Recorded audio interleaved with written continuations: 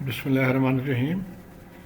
इस वीडियो में हम एक्सरसाइज डी 4.11 सॉल्व करेंगे, जो कि मिस्टर सिद्धराज बुक 6 एडिशन से है। तो आइए स्ट्रेट वे हम पहले क्वेश्चन को देख लेते हैं।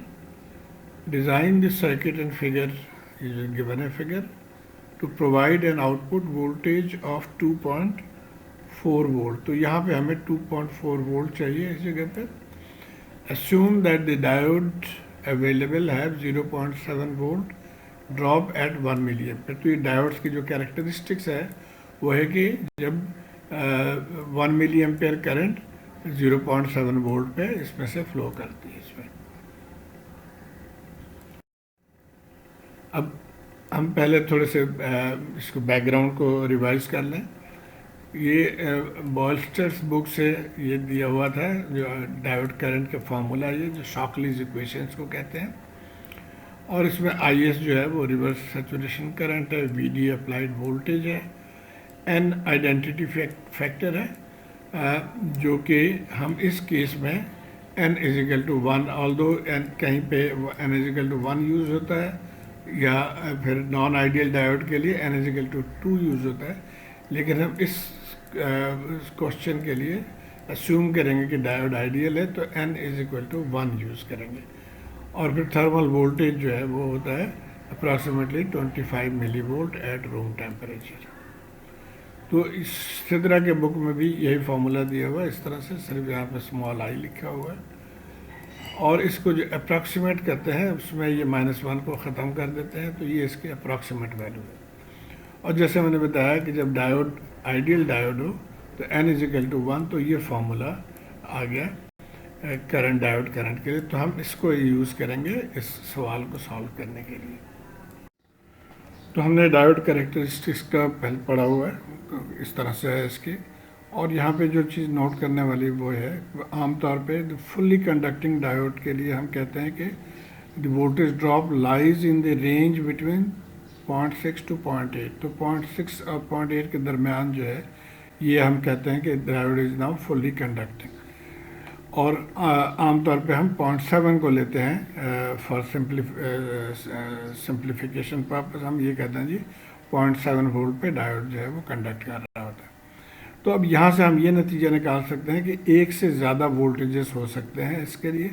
और उसको हम इस डायग्राम से हम देखेंगे कि जो कंडक्शन के लिए फिर हमने ये दो वोल्टेजेस हम कह रहे हैं कि ये V1 वोल्टेज है जब यहाँ पे करंट I1 है, और V2 है जब करंट I2 है। तो हम इसको लेके आगे चलेंगे।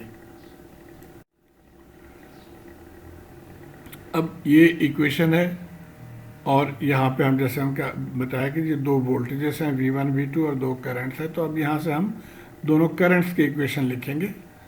तो अगर वोल्टेज V के लिए जो करंट है उसको I1 है, तो हम यहाँ से इसको लिख सकते हैं कि I1 बराबर है IS e⁻⁴ V1 over VT। और सिमिलरली V2 जो है वो I2 IS V2। और इन दोनों को अगर हम डिवाइड कर लें तो ये रिलेशन आ जाएगा। और ये चूँकि पावर E है तो इसको सिंप्लीफाई करने के लिए हम नेचुरल लॉग ले लेंगे बोथ साइड्स पे। तो नेचुरल लॉग लेने से हमें ये इक्वेशन हमें मिल जाएगा, इसको अगर आप सिंप्लीफाई कर लेंगे तो। अब हमने इसको एक्चुअली लेके जाना है log टू द बेस 10। उसके लिए क्या करना होगा, उसके लिए आप इसको ज़रा गौर से देखिए। ये मैंने पिछले वीडियो में भी एक्सप्लेन किया कि फर्स्ट करें 10 है, नंबर 10, इसके हम log नेचुरल ले रहे हैं तो इसकी वैल्यू है 2.3। और इसको log टू द बेस 10 लेंगे तो इसकी वैल्यू 1.1। तो इसको अगर हम डिवाइड करेंगे तो ये 2.3 के रेशियो आ जाएगा।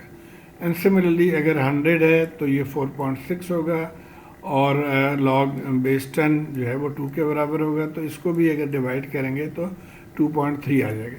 इसका मतलब हम जनरलाइज ये कह सकते हैं कि log natural x divided by log base 10x is equal to 2.3। और यहाँ से हम लिख सकते हैं कि log नेचुरल x बराबर है 2.3 log x। तो जो भी log नेचुरल को जब हम log x में कन्वर्ट करना चाहेंगे तो 2.3 से मल्टीप्लाई कर दें। तो यहाँ पे भी हम यही करेंगे।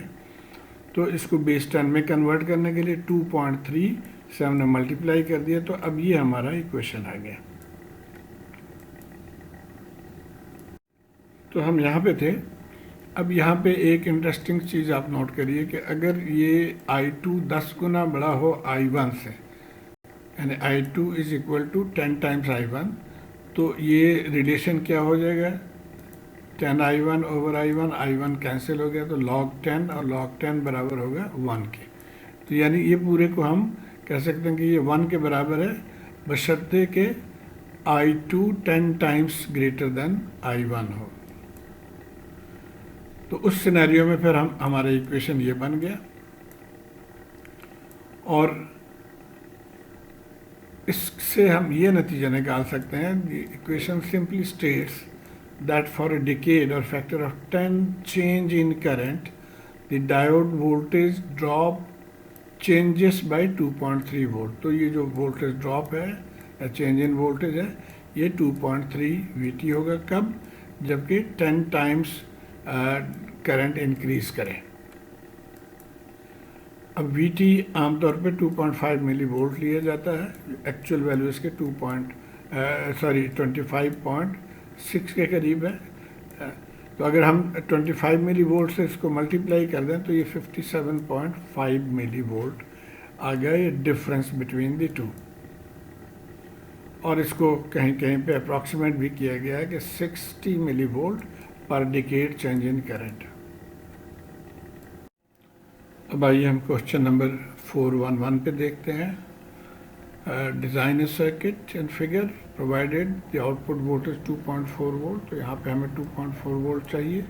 Assume that the diode available has 0.7 volt drop at 1 milli ampere.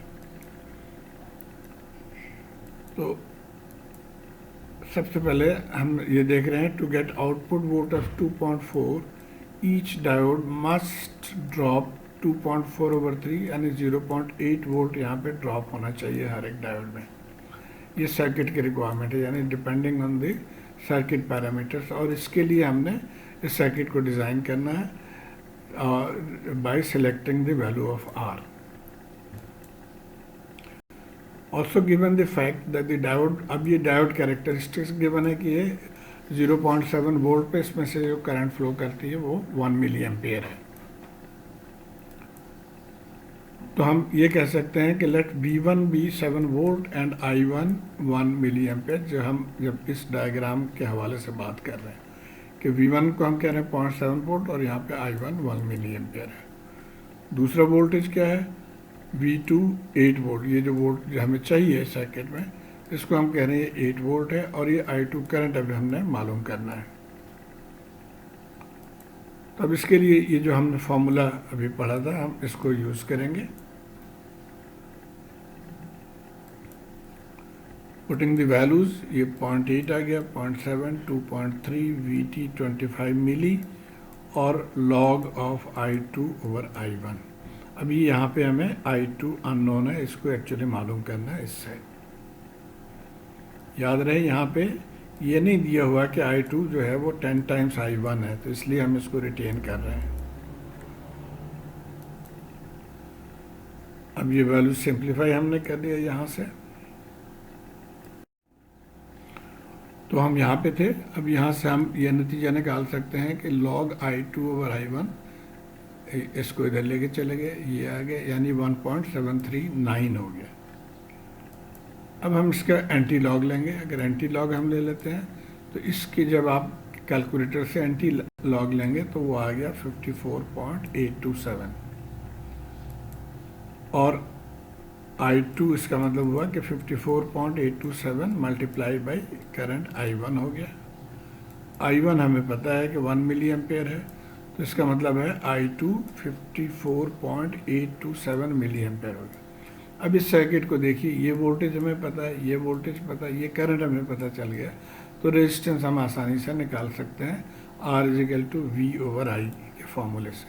So R is equal to V over I, V कितना है 10 माइनस 2.4, I2 हमने निकाल लिया 54.87, तो यहाँ से ये आ गया 138.61 जो कि अप्रॉक्सीमेटली 139 ओम है और यही आंसर गिवन है बुक में।